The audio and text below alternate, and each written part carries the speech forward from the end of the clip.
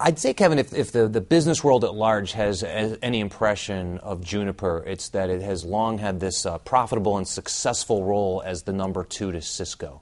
Is that a fair characterization? Well, certainly we compete in the domain of networking, and as does Cisco. And Juniper is a 14-year-old company and has made a lot of progress in that 14 years, but Cisco still remains a very large competitor. And so, explain to me what the difference in approach is between Juniper and Cisco. Well, first of all, if you look at the industry dynamics, there's a couple key things that are happening. Number one, the network has become more and more relevant to the socioeconomic fabric that we all live in. There's more traffic, there's more digital devices, there's more content consumption, and so the challenge for large customers is how to carry that traffic efficiently. And that's where we take a slightly different approach than Cisco. The approach that we're taking is one that says we invent our own silicon, but we also have created a single operating system called Junos that does all the networking functions in one operating system.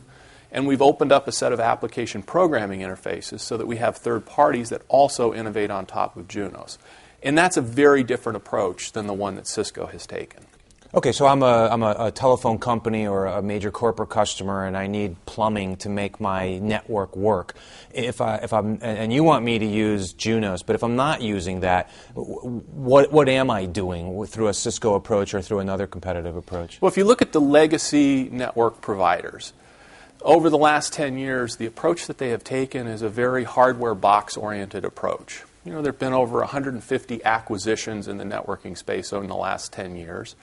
And each one of those acquisitions has involved a different box, if you will. And in that box, it runs proprietary software and some type of silicon. And what that's created for customers is huge complexity. There's a plethora of boxes. There's red boxes, yellow boxes, green boxes, blue boxes, boxes on top of boxes. Every one of them running a different operating system. So the customers are now burdened with the challenge of, if they're going to upgrade software in one of those boxes, how's it going to affect all the others?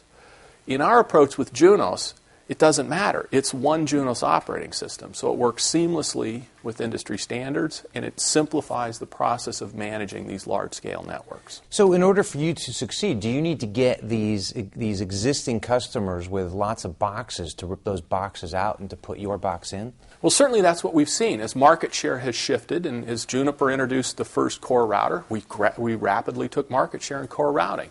We introduced edge routers. We rapidly took market share in edge routing. We just introduced our switching, and we're taking share in switching. Now, our products interoperate with all of our competitors based on industry standards. So customers don't have to rip out all the old stuff. We can interoperate with it.